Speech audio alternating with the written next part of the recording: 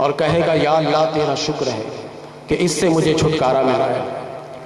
جب جہنم کی طرف سے مڑے گا اس کے لیے ایک حسین درخت سامنے نمودار ہوگا، وہ دیکھ کر اللہ کی بارگاہ میں عرض کرنے لگے گا مولا مجھے اس درخت کے سائے تک پہنچا دے تاکہ میں کچھ سانس لے لوں۔ اللہ تعالیٰ فرمائے گا کہ اے بندہ تو جہنم میں تھا تو مجھ سے کہتا تھا نکلنے کے لیے، اب میں نے جب نکال دیا تو پھر ایک اور خواہش تو کر رہا ہے۔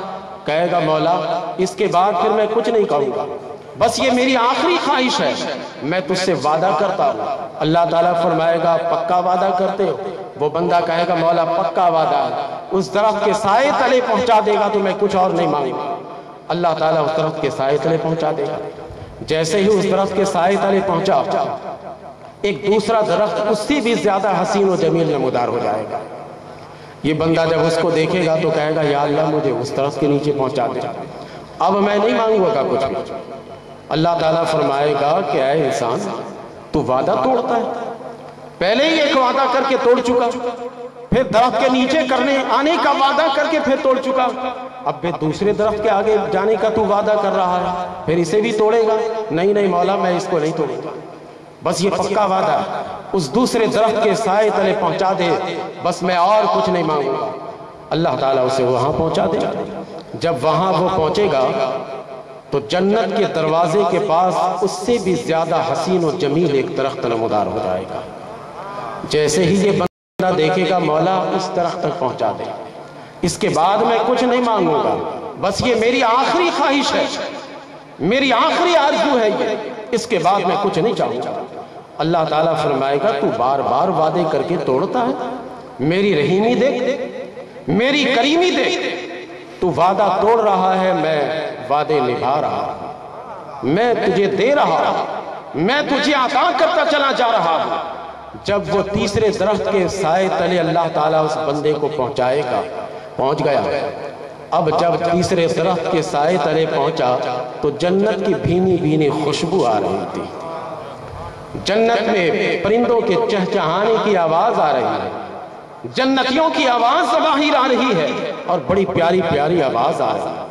اب یہ بندہ پھر کہے گا مولا اندر بھیج دے، اب میں کچھ نہیں مانگوں گا۔ اللہ تبارک و تعالی مسکرائے گا، جو اس کی شان ہے اپنی شان کے مطابق وہ مسکرائے گا، اور جانتے ہیں اس کا مسکرانا بھی کیسے ہوگا؟ اللہ تعالیٰ فرمائے گا اس بندے سے کہ بندہ تو وعدہ کرتا ہے توڑتا ہے، تو وعدہ کرتا ہے توڑتا ہے، لے اب میں تجھے جنت میں بھی بھیجوں گا، اور جنت میں تجھے میں دنیا اور وما فیہا سے بڑھ کر نعمت میں دوں گا۔ جب یہ بندہ سنے گا تو کہنے لگا اتستہزئ وانت رب العالمین، اے اللہ تو ہم سے مذاق کر رہا حالانکہ تو تو رب العالمین ہے۔ یہ سن کر اللہ تعالیٰ مسکرا دے گا، کہے گا میں تو اس سے مذاق نہیں کر رہا، مذاق میری شان کے لائق بھی نہیں ہے، میں تجھ سے مذاق نہیں کر رہا ہوں، میں تجھے دوں گا۔ اس بندے کو اللہ تبارک و تعالی اندر بھیج دے گا، وہ بندہ اندر چلا گیا، معاملہ اندر گیا، یہ سارے پھٹے سارے جھگڑے باہر ہی ہوتے ہیں، بس اب معاملہ یہیں تک روک دیجیے۔ حضرت عبداللہ ابن مسعود رضی اللہ تعالی عنہ، یہ جو حدیث میں بیان کر رہا ہوں مسلم شریف کی، اس میں یہ ہے وہ بھی مسکرائیں گے، مسکرا دیتے ہیں، اور لوگوں سے کہتے لوگوں پوچھو گے نہیں کہ میں نے کیوں مسکرایا؟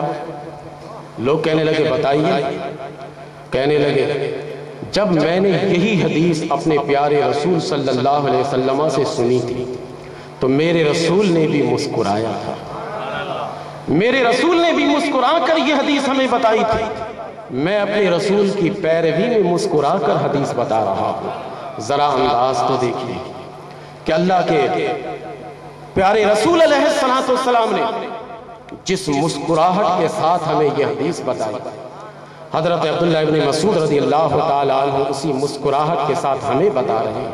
یہ بتائیے کہ اس حدیث کو بیان کرنے کے بعد مسکرانا کوئی واجب تھا، کوئی ضروری ہے، کوئی فرض ہے؟ نہیں ہے، لیکن رسول کی پیروی اور اتباع میں مسکرانا ہے، یہ رسول کی پیروی ہے، یہ اطاعت سے آگے کا درجہ آگے بڑھا رہے ہیں کہ صحابی اتباع کے معاملے میں وہاں جانا چاہتے تھے جہاں کوئی کام ضروری نہ بھی ہو تو صحابی وہ کام کر کے بتاتے تھے.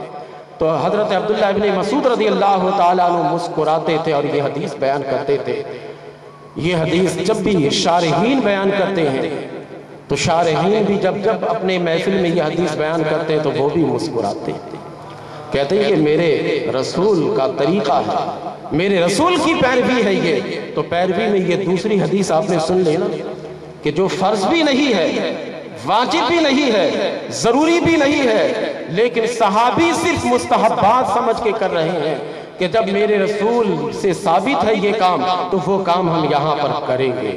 یہ ہے صحابہ کا جذبہ اتباع کہ وہ اس طرح سے جذبہ رکھتے تھے پیروی کا, اس طرح سے وہ اپنے اندر ایک ابان رکھتے تھے کہ ہم رسول کریم صلی اللہ علیہ وسلم کی پیروی کریں گے. 2 حدیث ہو گئی. ایک اور حدیث ابو داؤد شریف جلد اول صفحہ نمبر 350. کتنا صفحہ نمبر ابو داؤد شریف کا میں نے بتایا 350. بڑا مزہ آئے گا اس حدیث کو بھی سنیں. کتاب الجہاد میں ہے یہ حدیث. جہاد والے بھول گئے اتباع رسول. کتاب الجہاد میں یہ حدیث شریف موجود ہے. حضرت علی رضی اللہ تعالی عنہ جب سواری پر سوار ہونے کے لیے جاتے تھے, جب سواری کے سوار ہوتے وقت جو دعائیں منقول ہے وہ پڑھ لیتے تھے, جو پڑھنا تھا وہ سب پڑھ لیتے. پڑھنے کے بعد مسکرا دیتے تھے. کسی نے پوچھا اے علی کبھی آپ غم میں رہتے ہیں تب بھی مسکراتے ہیں, کبھی آپ خوشی میں رہتے ہیں تب بھی آپ سواری پر بیٹھ کر مسکرا دیتے ہیں. حضرت علی رضی اللہ تعالیٰ عنہ کا قول سن کے حضرت علی رضی اللہ تعالیٰ عنہ کہتے ہیں کہ اے لوگوں, میرے ان آنکھوں نے دیکھا ہے کہ میرے رسول صلی اللہ علیہ وسلم سواری پر بیٹھے اور بیٹھتے مسکرا دیا تھا. میں نے اسی دن تہیہ کر لیا کہ مسکرانا ضروری ہو یا نہ ہو میں مسکرایا کروں گا. میں سواری پر بیٹھوں گا, بیٹھنے کے بعد دعائیں پڑھ لوں گا, پڑھنے کے بعد جس طرح میرے رسول نے مسکرایا میں مسکرا دوں گا. میرے حالات جیسے بھی ہیں, میرے طرف چاروں طرف میرے غم گھیر کے کیوں نہ بیٹھ جائے, لیکن میں مسکراؤں گا رسول کے اتباع میں, رسول کی پیروی میں مسکراؤں گا.